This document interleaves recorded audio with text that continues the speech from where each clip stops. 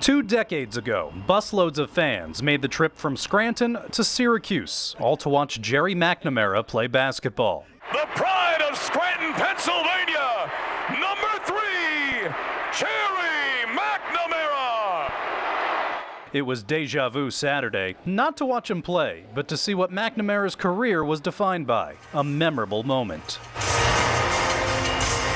I was nervous. I was going to get emotional. I was.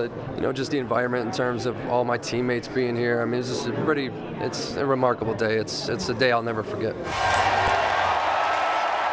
After their game against Wake Forest, Syracuse retired McNamara's number 3 jersey, raising it to the rafters of what's now the JMA Wireless Dome. They did the same for Hakeem Warwick. The Orange also honored the 2003 National Championship team, a party that would not be complete without Carmelo Anthony. A celebration 20 years in the making, and McNamara is a big reason why. He's just the heart and soul. He's just a tough guy. He doesn't look like he's all the hype, but as soon as we start playing, I knew he was going to be a special player. McNamara starred at Bishop Hannon before becoming a folk hero with the then Orangemen. The electric player from the Electric City went on to electrify the Dome, always in front of family and friends. The same family and friends still supporting him today. I've seen more people from Scranton in here today than I've seen in the last 2 weeks in Scranton. Everybody that I've seen over the last couple of weeks have made it a point to say, we will see you in Syracuse. It's just been overwhelming, and that is the point. The overwhelming support, the Scranton and surrounding areas have supported him from the get-go. It's just been so fun to have so much support from both Syracuse, New York, and from Scranton, PA, hometown. And I'm humbled that to this day that people would still make the drive. And all those years and all those fun 4 years here of all the great games that I was a part of, I think people wanted another taste of that tonight. It's a great culmination of his career today. We've been fans of Jerry since his Holy Rosary days, Bishop Hannon, obviously the Syracuse days. Today's just a sort of finality to it all, you know? It feels like it's actually coming to an end today. McNamara's Syracuse story is far from over. After netting a school record 400 career three-pointers, GMAC has now spent over a decade as an assistant coach. His name is synonymous with Syracuse and Scranton, and now his number 3 jersey proudly hangs here in the Dome for all time. In Syracuse, Landon, Stolar, News Watch 16 Sports. There is no 31 on the Abingtonites boys basketball roster, but there is tonight. Martin Hasty is a team manager. He's on the autism spectrum. He's also a senior, and along with his fellow seniors on senior night, he played and started against Wallenpaupack. I'm finally a player for tonight. It means everything to me, you know. All the past players, the current players, they mean the world to me. They're always cheering me on, off and on the court. Before the games, I give him a lifesaver. I said, here, this game, you need extra energy. Here's 3. The kids love him. He loves them. The plan to have Hasty suit up in this game goes back to this past summer, making this a moment months in the making. Sent a letter to the PIAA, say he's on our team now. First, we were just going to let him dress up. But now we said, no, we're going to start all the seniors. He's a senior, so started like that, and then we just kept it a secret. And we just gave it to him yesterday, number 31. And at the end of the game, the moment he'll never forget. I mean, this is very special to me. I mean, I'm very emotionless, but I thought this was very emotional for me to have me the opportunity to play. We're just honored that this would even be an opportunity for him. We never in a million years thought he would have this opportunity. We just wanted him to help out with the team. It just makes you think as a coach there's more than basketball. You know, if you could help somebody and make somebody to be happy, that's better than winning any basketball game. All right, we got a little gift for you, all right? Game ball, baby! Scoring and soaring for the Comets. Landon Stolar, News Watch 16 Sports, Lackawanna County. 1, 2, 3, family! The divisional round of the NFL playoffs kick off on Saturday with a couple of linemen from Luzerne County. Connor McGovern continues to be the Cowboys' Swiss Army knife, playing all 5 positions and even fullback, while Mark Glowinski is certainly making the most of his first year with the Giants. Two linemen from Luzerne County are in the middle of the trenches and the playoffs. The Giants' Mark Lewinsky grew up in Wilkes-Barre. His journey took him from Lackawanna College to West Virginia to 3 NFL teams, but it began at GAR, playing for Tony Khalifi. You know, his senior year, he just flourished. He really played well. He dominated people up front. He was the leader on the line, and the next step was to get him to Lackawanna, where Coach Duda did a great job getting him to where he had to be. You know, Mark's a really interesting story. You know, he came here and really worked himself into being a Division I player, and I don't think it's ever been really easy, right? Like, he never had an easy path. I mean, everybody's talking about, you know, a GAR high school guy, good football player, but nobody ever dreamed he'd be in this level. So great to see a good person have good things happen. They're going to kick out with the right guard, Mark Lewinsky. I have a sense of pride. I can't fool anybody. I do. I mean, to coach somebody and see him have this type of success, it's just great. Another offensive lineman from Luzerne County will suit up on Sunday with Dallas. Connor McGovern is a few years younger than Glowinski. His path to the NFL a bit more straightforward. From the black turf here at Lake Lehman to Penn State to the Cowboys, where he spent his entire NFL career. Every time the Cowboys come on, my son's yelling for me. Just to have that connection that somebody's on that stage of life right now and to be a part of it and watch it, to say, hey, I coach that kid, or my son and daughter say, I know him. I think a lot of people will always say, you know, how hard he works, and you need hard work and everything else like that. I think everyone forgets the component with family. And then here's Connor McGovern. There's a tremendous sense of pride. I mean, obviously he has size, he has strength, he has a work ethic, but you hear that a lot of different athletes out there.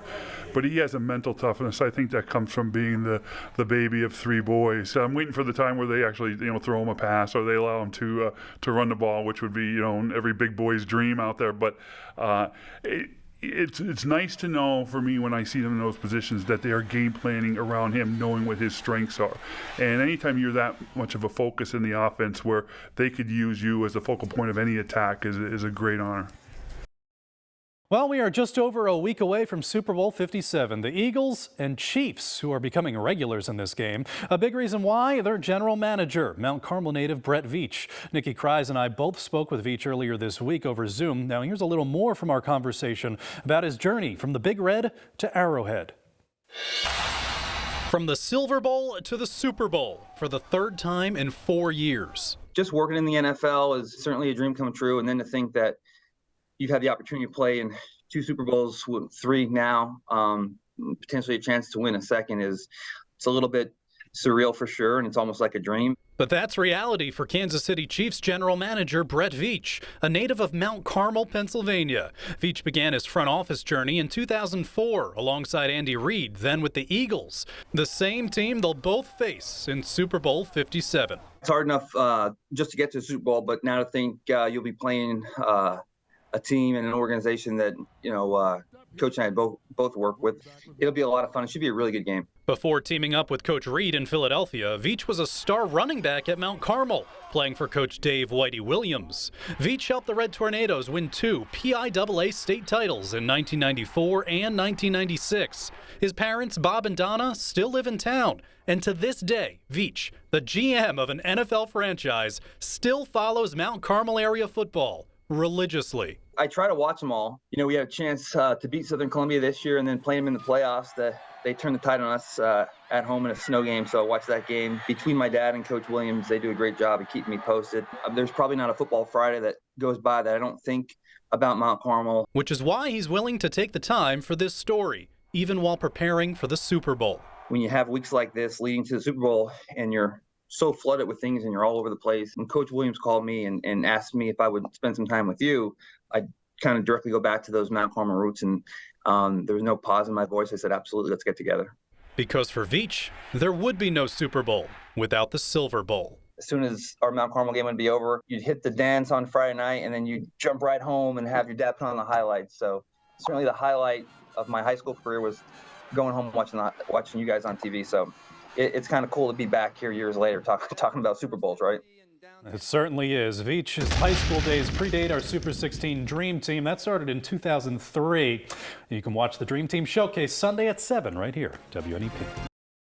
We know that the weather is beautiful. We know that the grounds are immaculate, and we know who's throwing out the first pitch. So, Landon, I guess we should probably talk about the game itself, huh? Yeah, I think we should, Lee. So, we're actually just minutes away from first pitch. They're getting everything set, and of course, we have ceremonial first pitches to do first. Jim Cole's one of those, throwing out a ceremonial first pitch in just a few minutes. The Rail Riders host the Tides here at PNC Field. SWB is 4-1 on the young season. They're playing great. They're getting some great pitching and great hitting. Matt Crook, who's starting tonight for the Rail Riders, threw 6 scoreless innings in his first start, the season opener up in Syracuse. Oswald Peraza's the Yankees' #2 prospect. He is hitting great to start this season. I had a chance to talk with Rail Riders manager and Bloomsburg native Doug Davis before the game today. Well, it's always very exciting to have our first game here at home. I mean, just coming to the ballpark, getting everything taken care of, excited about having the fans come back in and just have a chance to get baseball back to normal. It was a little bit of unique spring training, but we managed and we got through that. The major league team's up and running, so, we are too. We had a good series up in Syracuse, and it's just nice to be home, especially with this kind of weather. Especially with the shortened spring training. I mean, how nice was it to get off to a fast start and play well right out of the gate? Yeah, it was. It was very nice because a lot of these guys spent most of the time in big league camp and didn't necessarily have a long period of time to play games. And even doing that when you're in big league camp, you get minimal at bats. So I think they jumped out and they were just excited to get started.